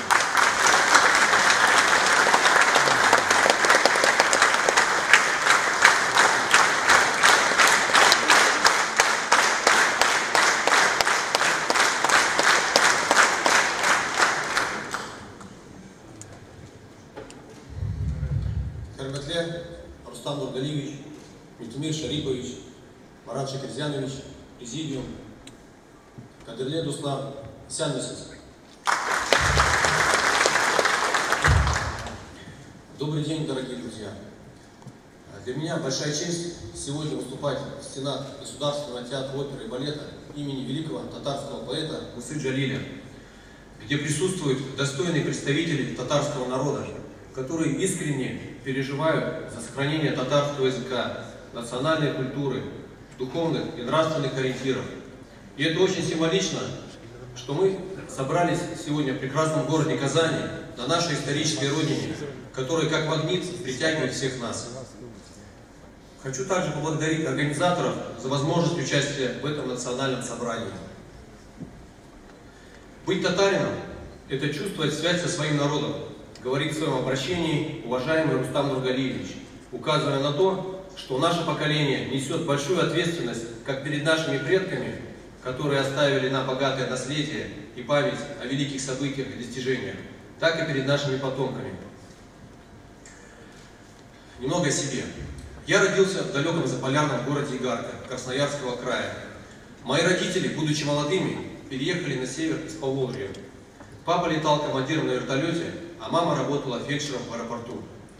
Находясь вдали от исторической родины, я чувствовал, что мне не хватает радости от того, что мы вместе отмечаем национальные и религиозные праздники. Не хватает той тесной связи, которая сближала бы нас с родной историей и культурой. Но в душе, несмотря на большие расстояния, была близость с нашими соотечественниками. В те далекие советские времена, когда не было интернета, а по телевизору вещали только одну радиопрограмму, я помню, как мои родители выписывали татарские газеты или журналы, если память не изменяет, называлась «Чаян», по-моему. Была такая газета.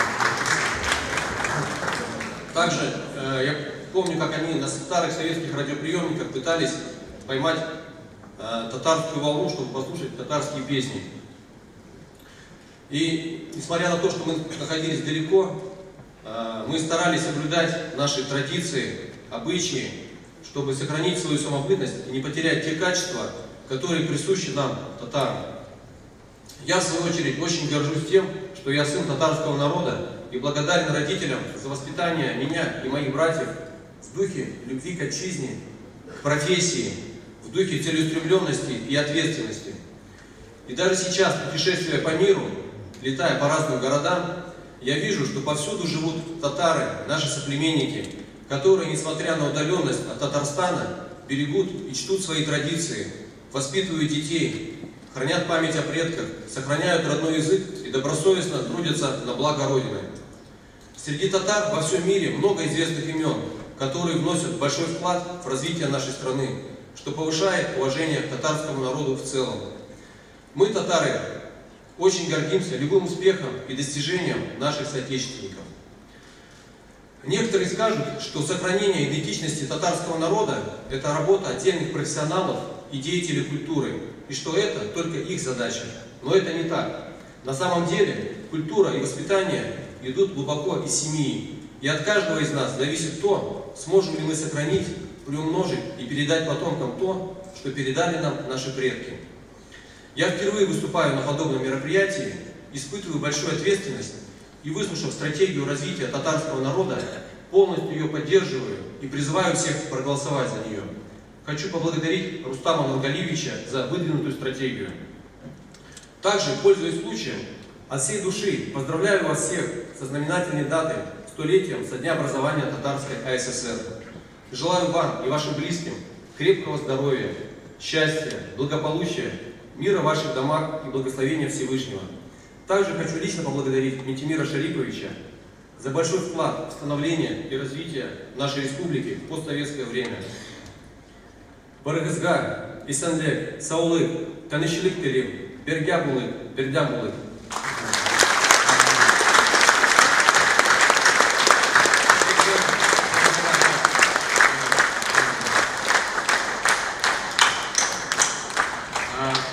Хәзер мен сүзне Кытай Халык Республикасына килеп, Нәҗип Җиһанов исемендәге Казан дәүләт консерваториясын тәмамлаган җырчы Барзай Бекшәнтәевкә бирәм.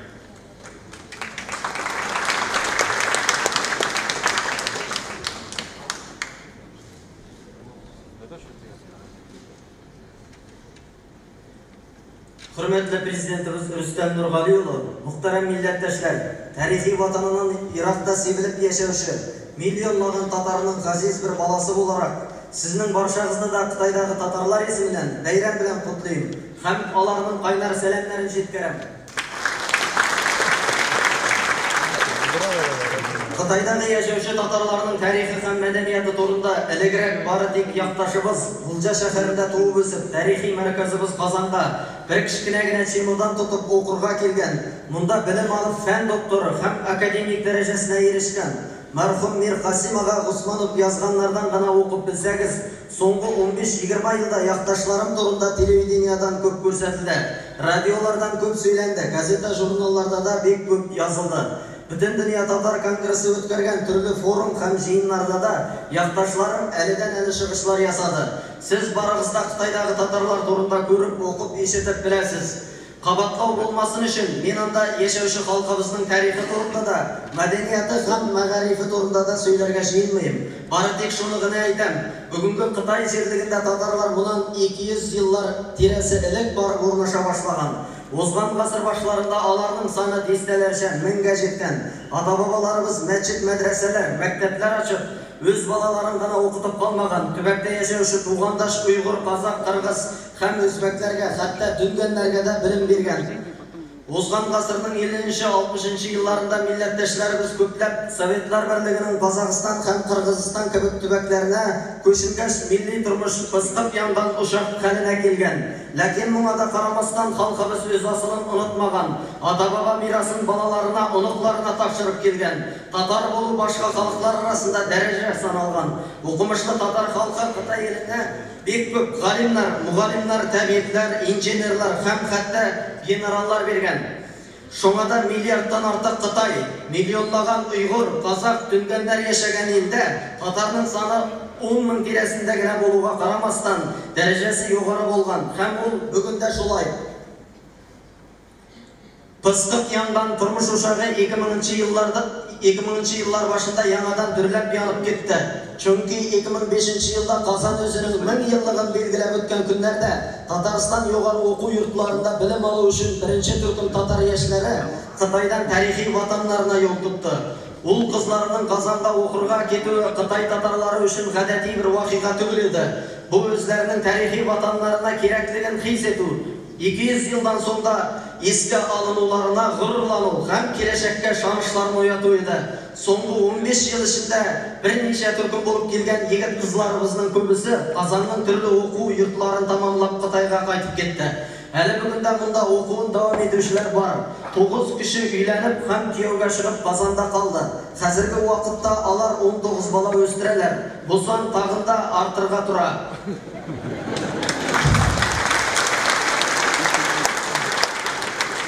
Қытайға кетушілер де, мұнда қалушылар да тұрмышта өз yolларын тапты.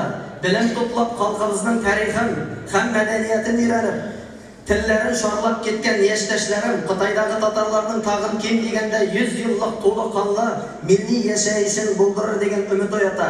Президентimiz Рүстәм Миңнеханов өзінің мәкаләсендә әйткәнчә, biz алға таба юлыбызны мәгърифәттә күрәбез. Татарлар һәр вакыт белем алуга, гыйлемле булуга умтылыш, яшәешкә фәнни караш белән аерылып торган.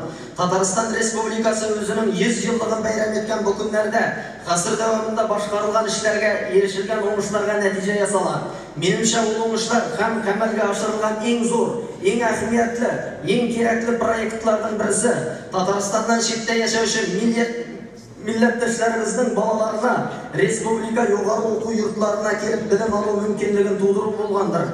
Соңгы 2 ел эчендә Россиянең төрле төбәкләреннән, Казакстан, Кыргызстан, Өзбекстан һәм башка элекке Совет илле республикаларыннан, Кытайдан һәм Төркиядән меңнәрчә татар егетләре, кызлары Татарстан югары уку йортларын тамамлады. Хәзергә кадәр дә егет кызларыбыз күпләп белем ала. Бұл мөмкинлекне безгә тудырган беренче президентimiz дөньядагы бөтен татарларның бабасы һәм аксакалы Минтимир ага Шәймиевка, президентimiz бөтен дөньядагы татарларның атасы Рөстәм Миңнехановка, бөтен дөнья татар конгрессына ихлас рәхмәтләремне җиткереп башып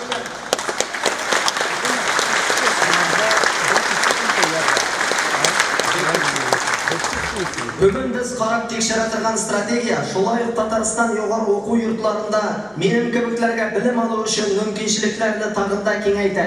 Шуңа да без бу стратегияны котлыйбыз һәм халкыбызның киләчәген тәэмин итүгә төпле нигез булачагына ышанабыз.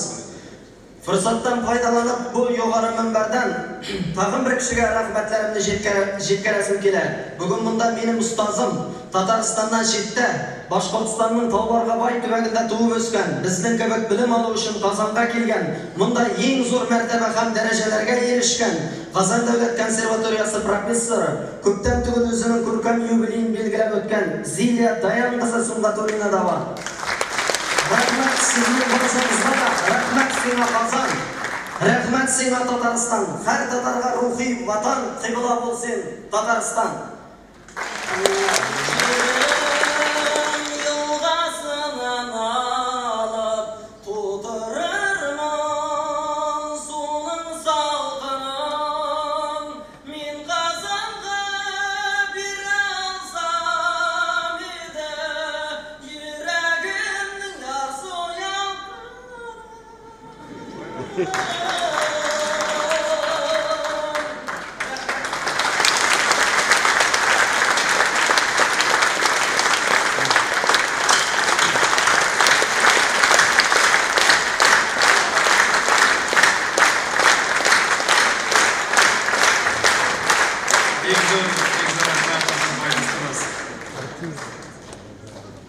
Хәзер милләттәшләр үзенең сәламнарын җиткереп, дәүләт бүләкләрен бирү өчен президентыбыз Рөстәм Нуриевичне мөнбәргә чакырабыз.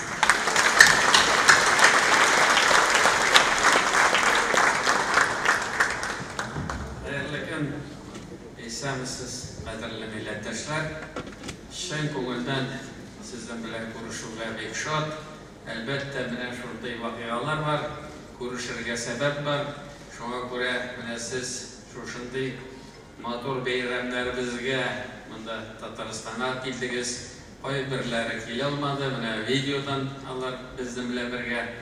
Без бик шатланып сезнең белән күрешергә, сезнең белән бергә үзебезнең милләтебезнең киләчәге турында ничек итеп киләчәктә безгә эшләргә, нәрсәләр эшләргә, үзебезнең dinimizni, tilimizni, g'irib-g'adatlarimizni nishak etib saqlarga. Шуңа күрә зур шушы уйлардан соң безгә шундый стратегияны төзергә кирәк дип шундый уйга килгәч, бу бик зур хезмәт, бик күп сөйләшүләр, анда риза булмаган җирләр дә булды. Аңа карамастан, менә бүгенге көндә безнең шушы стратегияны кабул итәргә мөмкинлегебез бар. Кем шушы эштә катнашты, үзенең эше кертте, аларга һәммәсенә дә зур рәхмәтемә әйтәсем килә. Бик зур рәхмәт сезгә. Әлбәттә, менә бүген безнең 100 еллык ул ел буе бара. Менә төп безнең шаралар менә бүген иртәгә. Марат Шакирҗановна кул чабыйга бик зур рәхмәт. Нинди мәсьәләләргә килеп чыкса да, ул безнең белән бергә, ул безгә ярдәм итә, ул менә бүген дә монда безнең белән шушы залда, аңа бик зур рәхмәт. Безнең эшебездә республикада зур үзгәрешләр. Республикада үзгәреш ясап булмый, әгәр дә Мәскәүдәге хуҗалардан, әйтик, безнең президентыбыздан, Путин ягыннан, хөкүмәт ягыннан ярдәм булмаса, бу мәсьәләләрне эшләп булмый. Әлбәттә, безнең кайбер фикерләр туры килмәскә дә мөмкин. Аңа карамастан, безнең республика, безнең президентыбыз ягындан, хөкүмәт ягындан бик зур ярдәм күрә. Аларга да ул чагы рәхмәт әйтик. Иң зур рәхмәтемне сезгә әйтәсем килә. Менә сез һәммәгездә ниндидер эштә үзегезнең тормышыгыз бар, үзегезнең эшегез бар. Аңа карамастан, менә сез үзебезнең милләтебез өчен җаныгызны, тәнегезне биреп, нәрсә эшләп була, нишләргә кирәк, менә беренче чакыруга килеп җитәсез. Без барганда безне каршы аласыз. Шуңа күрә менә шундый милләттәшләр булганда безнең milletimiz, dinimiz, gırgırlarımız yoğalmayacak. Sizge big zor rahmet.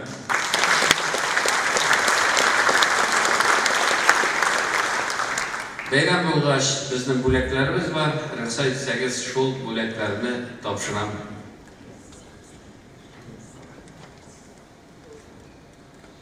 Татарстан Республикасы Президенті указы негізінде Татарстан Республикасы белән нәтиҗәле хезмәттәшлеге, татар милли мәдәниятен саклап калуга һәм үстерүгә зур өлеш кертү өчен Дуслык ордены белән Галимов Фәнир Гыйлметдин улы Башкортстан Республикасының Төмәнәк татар иҗтимагый тарихи мәдәни үзәге вице-президенты бүләкләнде.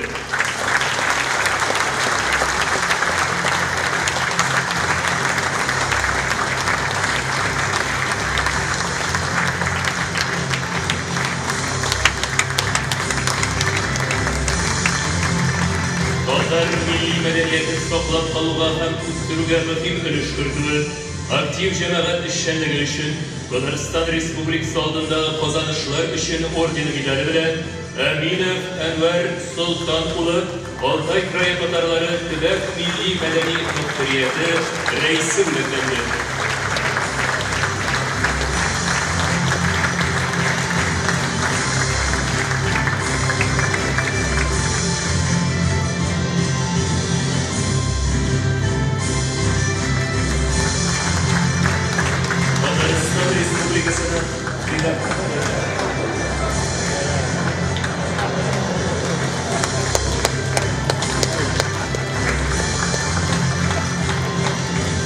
Татарстан Республикасының фидакар хезмәт өчен медале белән бүләкләнделәр.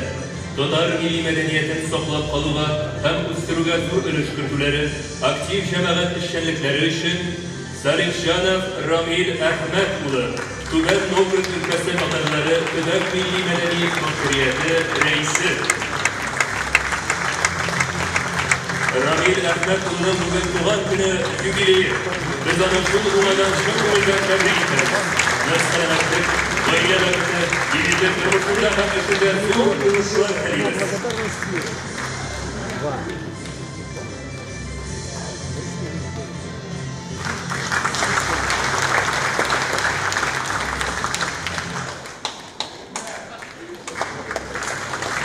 Шакиров Әгъзам Хәлим улы Чувашстан Республикасы татарлары милли мәдәни мөхтәрияте совет әгъзасы.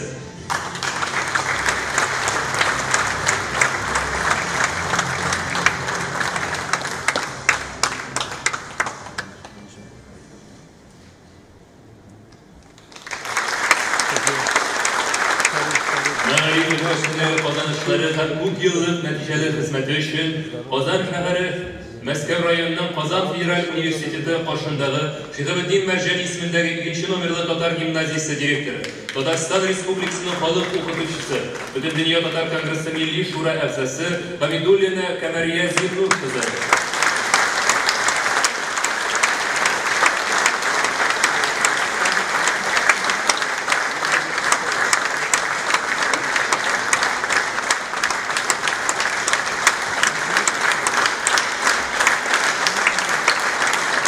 Татарстан Республикасының мәдәни рухи мирасын саклап калуга һәм байтуга зур өлеш кертүләре, һөнәри һәм иҗтимагый эшчәнлектә югары казанышларга ирешүләре өчен Татарстан автономияле Совет Социалистик Республикасы төзелүгә 100 ел медале белән бүләкләнделәр.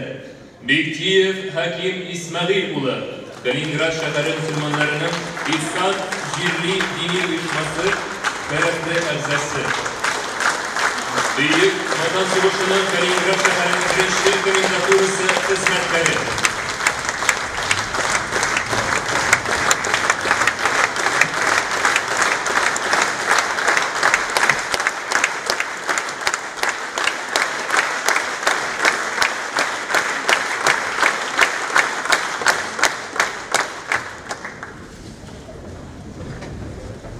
Закиров Ринат Зиннур улы, Бөтендөнья татар конгрессы халыкара берлеге башкарма комитеты җитәкчесе.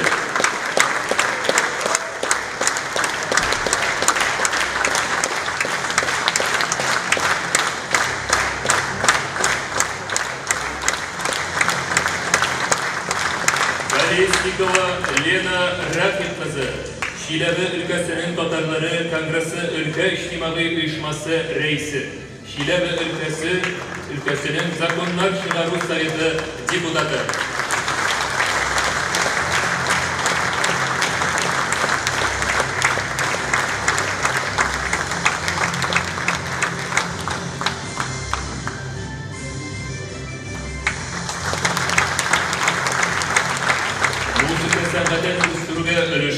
Һәм актив җәмәгать эшчәнлеге өчен Татарстан Республикасының ат казанган артисты дигән мактаулы исем Кәлимуллин Рим Мөккамил улына җырчы, Архангельск өлкәсенең татар милли мәдәни мөхтәрияте төбәк иҗтимагый оешмасы рәисенә бирелде.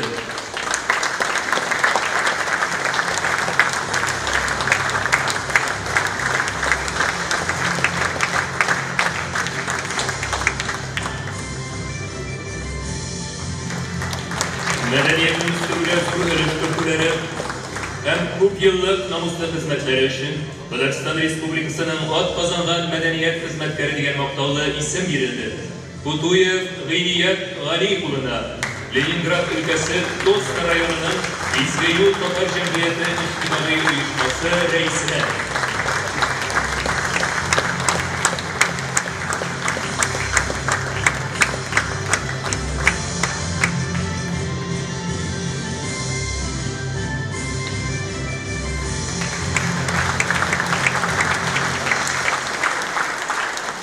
Шакиров Данис Фәнис улына, Бөтендөнья татар конгрессы башкарма комитеты җитәкчесенең беренче урынбасарына.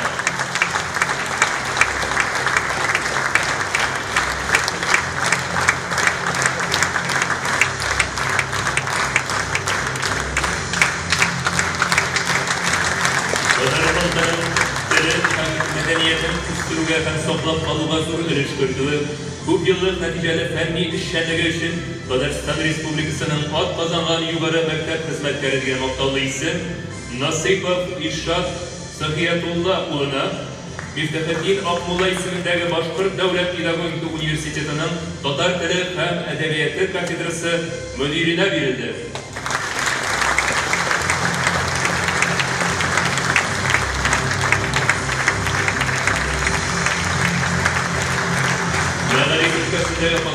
Һәм күп еллык намуслы хезмәтләре өчен Татарстан Республикасының ат казанган укытучысы дигән мактаулы исем бирелде. Исенбаева Наилә Ислам кызына, Әстерхан өлкәсенең Россия герое Азамат Касимов исемендәге Киләчәк урта гомуми белем бирү мәктәбенең татар теле һәм әдәбияты укытучысына.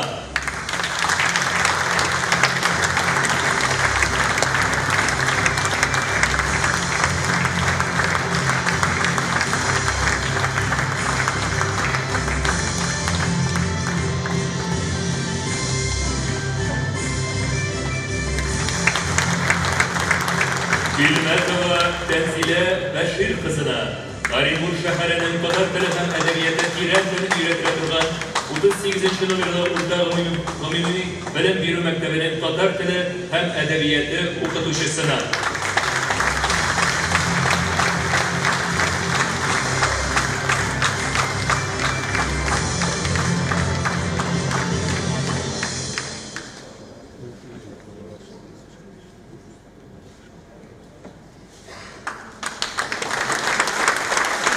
Дәүләт бүләкләре тапшырылды.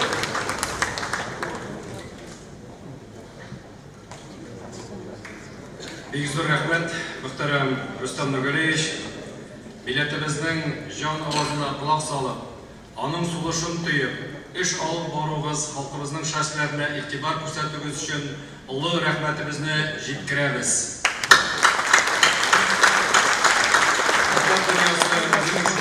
Лидеры булуы безнең өчен шиксез горурлык. Безнең көчебез милләтебезнең бердәмлегендә.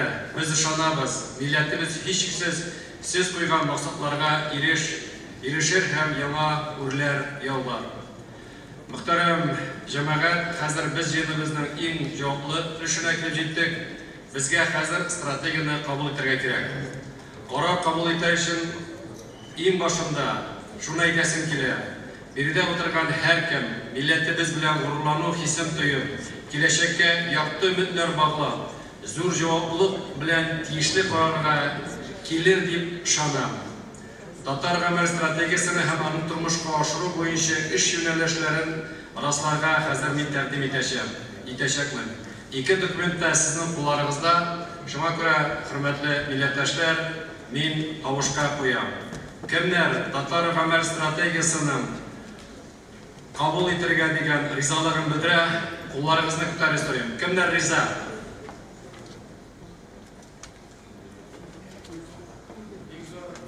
Бик зур рәхмәт. Шуңа күрә әйтәсем килә, күп тавыш белән безнең стратегия кабул ителде. Котлыйм сезне барыгызны.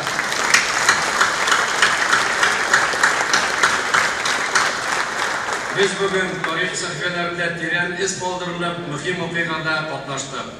Millət җыйыны bir тавыштан дип әйтергә була, халкыбызның гамәл стратегиясын кабул итте. Бу документ һичшиксез милләтебезнең үсешенә яңа мөмкинлекләр ача, үсешнең юлларын билгели. Без ышанабыз, әлеге стратегия милләттәшләребезнең узагын тәрбияләүгә, халкыбызның абруен күтәрергә хезмәт итә. Шигебез юк.